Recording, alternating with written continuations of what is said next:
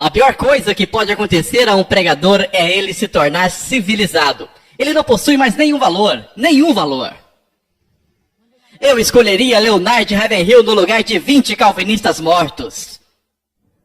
Uma coisa que sei sobre Leonard Ravenhill é que ele era perigoso. Ele era perigoso.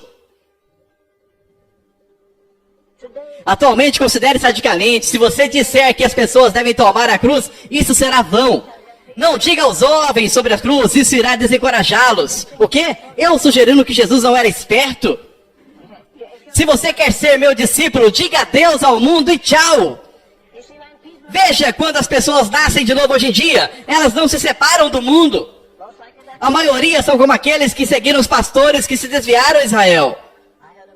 Tem um pregador local que diz que a história de Jonas é uma história de peixe.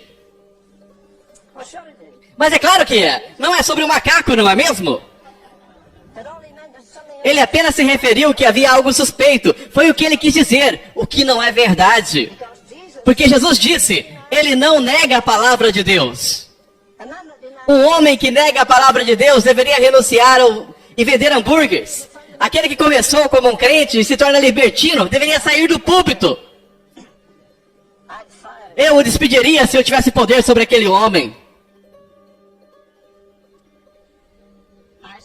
Eu digo isso com todo respeito. Não é muito difícil fazer gravações e roubar as pessoas.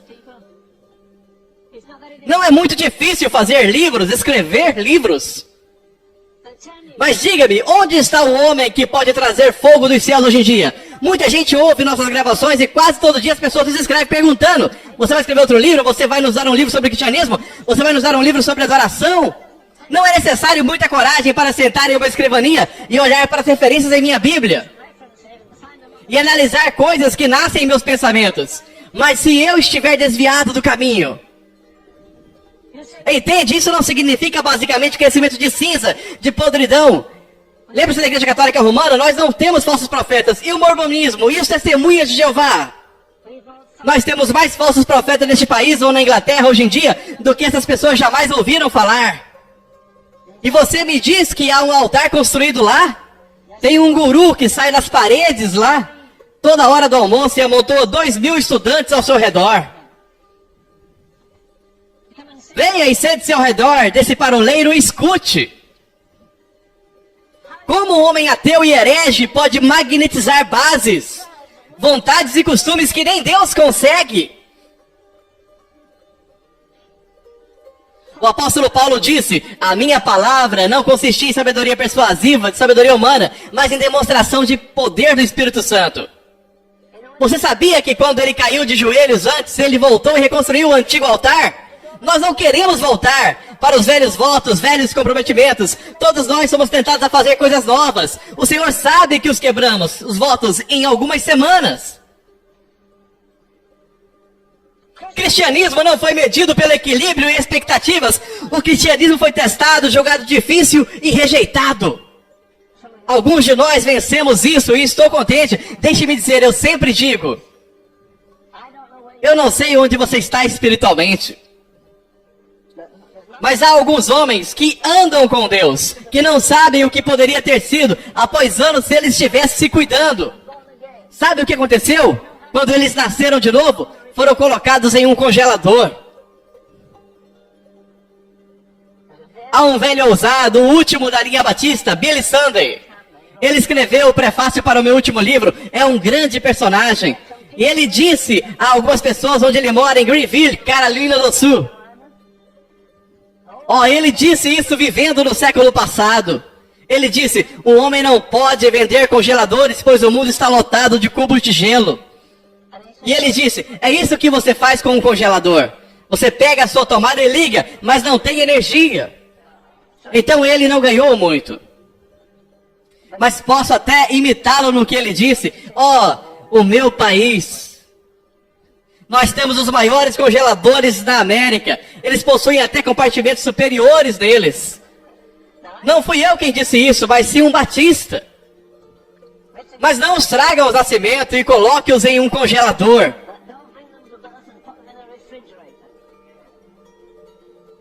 A igreja nunca teve tanto equipamento quanto agora e nunca teve tão pouco poder. Nunca teve tão pouca unção. Nunca tão poucos milagres, nunca tão pouco a presença de Deus. Como eu disse antes, qual foi a última vez que você trocou seu café da manhã de domingo para ir à igreja?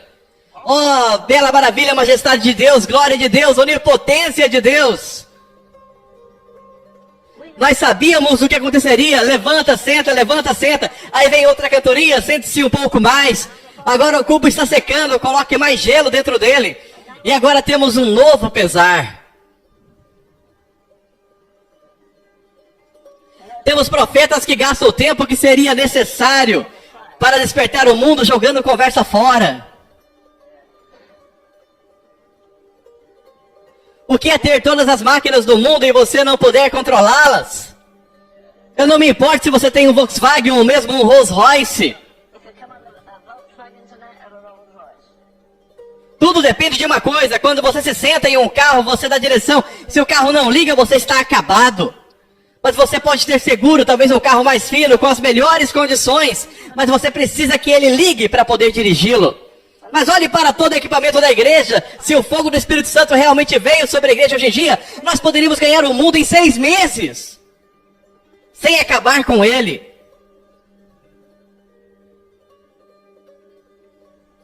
Eu fico um pouco hostil com diáconos e pastores que decoram alguns pontos e as pronunciam em escolas bíblicas. Mas não leram a Bíblia mais que uma vez por semana. E alguns de vocês vieram de lares que não têm costume de ler a Bíblia diariamente. Então, por que lançar pedra nos russos ou em qualquer outro? O julgamento deve começar na casa de Deus. Não é o meu irmão, minha irmã, é eu, ó Deus, que precisa orar. Este homem foi açoitado 195 vezes. Ora, digamos, 5 vezes 40 menos 1 é igual a 195 vezes. 3 vezes fui açoitado com varas. Uma vez fui apedrejado.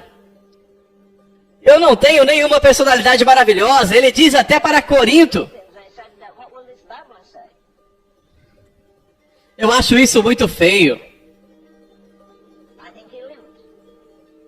Eu acredito que ele tinha que passar por isso, ser apedrejado, açoitado, quebrado.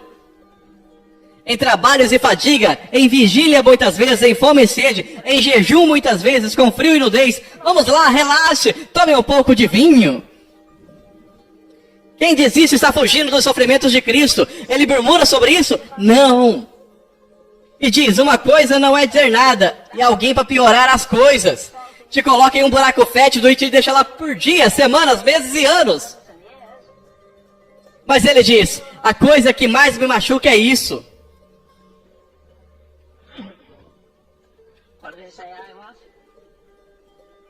Aquele feiticeiro veio sobre mim, o que foi isso? Você se lembra? Aquele feiticeiro veio sobre mim diariamente, o que é? É o terror de todas as igrejas. Você acha que tem problema com seus filhos? E quanto ao homem com várias igrejas para cuidar, de volta de viagem, sem revelação, por ainda não tinha Bíblias. Deus tem pena de nós. Primeira sexta noite aqui eu preguei sobre Elias. E quando penso naquele homem e em tudo o que ele fez, sem nunca ter tido uma Bíblia, todos os heróis arrolados em Hebreus, nenhum daqueles homens tiveram uma Bíblia. E você e eu temos tudo o que Deus tem para dizer ao mundo.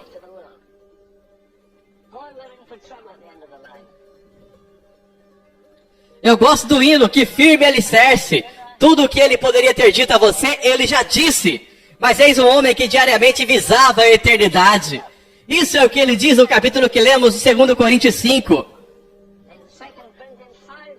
O amor de Cristo nos constrange, em sabendo o temor que se deve ao Senhor.